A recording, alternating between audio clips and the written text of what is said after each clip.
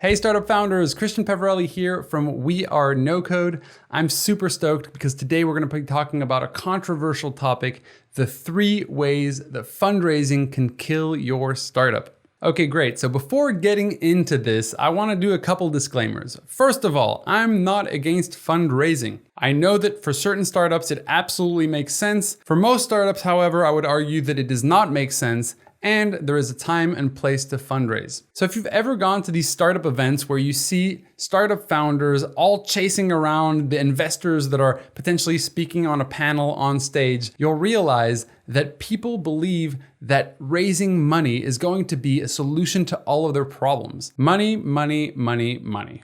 Everyone thinks that they need money to build a startup, and you absolutely do. However, startup investors have matured. Back in the day, 15, 20 years ago, you could raise capital with a pitch deck and a smart team. These days, investors and accelerator programs require between 3 and 6 months of revenue before they're ready to engage. So when we talk about building a startup and fundraising, make sure that you're fundraising once you have what the investors are looking for. And in many cases, you can also fully bootstrap your company. Don't think that raising capital is the only way. And that's where I want to get into the 3 reasons. The number 1 reason why fundraising could kill your startup is opportunity cost. So what do I mean about that? I'm talking about crippling your operations. So early on, you probably have a team of 1, 2, 3 people, maybe 4 or 5 if you're really lucky, but essentially you have very few resources, and it's usually the 1 or 2 founders who are doing everything required to push this startup forward. Fundraising, in parallel to that, is a full-time job, and it usually takes between 6 to 18 months to run a successful fundraising strategy, from the moment that you start reaching out to potential investors until that money has hit the bank. So essentially, every moment that you put towards fundraising is a moment that you are not putting towards building your business, acquiring customers, and there are all these different things that you need to do. And more specifically, if you're not at the right phase, it's a huge waste of time. So my recommendation is focus on operations, focus on growing out your customer base, focus on building your product, on building your team, on all the more important things that will make you a business. And once you have a business that is running, my friends, investors will be excited to hear from you. So don't waste too much time early on fundraising, focusing on building a business.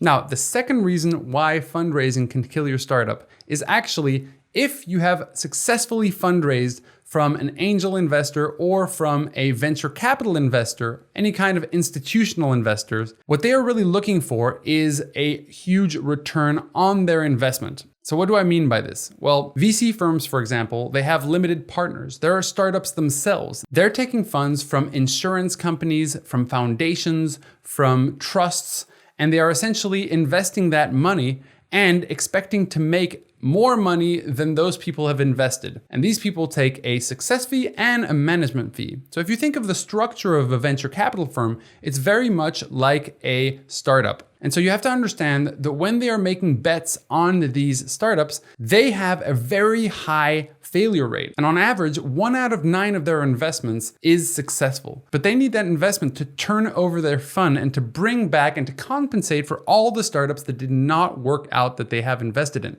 So what does that mean? Well, it means that they're looking for people who are building startups that could grow to hundreds of millions of dollars in valuation or billions of dollars in valuation. And $1 billion valuation, that's what we call a unicorn in startup land. So what does that actually mean for you as a startup founder? Well, it means that if you take in money from a VC investor, they will be wanting for you to go for the moon or burn out trying. They're not interested in you staying at $10 million a year, for example. And obviously for a lot of founders, this is shocking, but this is just the nature of venture capital. And so learning these dynamics will be important so that you can be realistic about your game plan and whether or not raising capital is for you. So one of the great ways of actually reaching a $100 million valuation means that you have to go through an incredible amount of growth, right? And so what people usually use to get that growth is leveraging a strategy that's called blitz scaling. Now, blitz scaling, and it's also a book that was written by Reid Hoffman,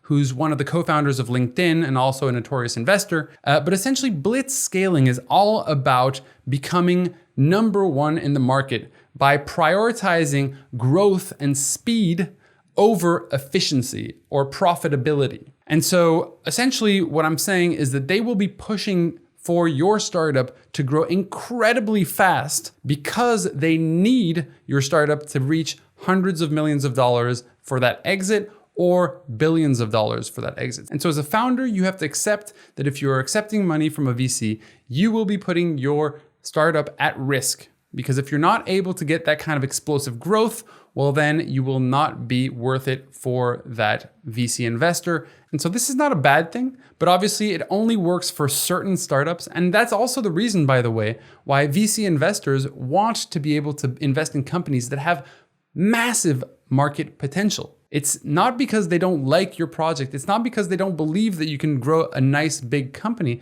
It's simply because they need outlandish results to compensate for the number of startups who don't actually make it. So that's number 2.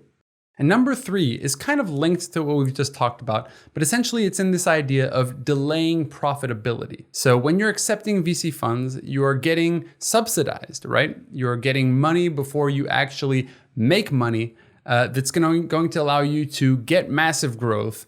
And then you can start focusing in on profitability. But it also makes you quite dependent on these subsidies or these investments to be able to grow out your company in the longer term, which means that you're constantly going to have to go out there and be searching for capital. And for a lot of people, raising their second round is much more difficult than raising their first round of investment. And also, let's not forget that out of the companies who do raise capital from VC firms, 67% of those companies don't actually exit. They either stagnate or they die. Now again, this is not a criticism of venture capital. This is not a criticism of taking an investment. My responsibility is to help educate you so you can make the right decisions for your startup at the right time. I hope you enjoyed this episode, and if you did, please slam that like button, subscribe to the channel, share it with another founder who might be in need. And until next time, my friends, see you soon. Take care.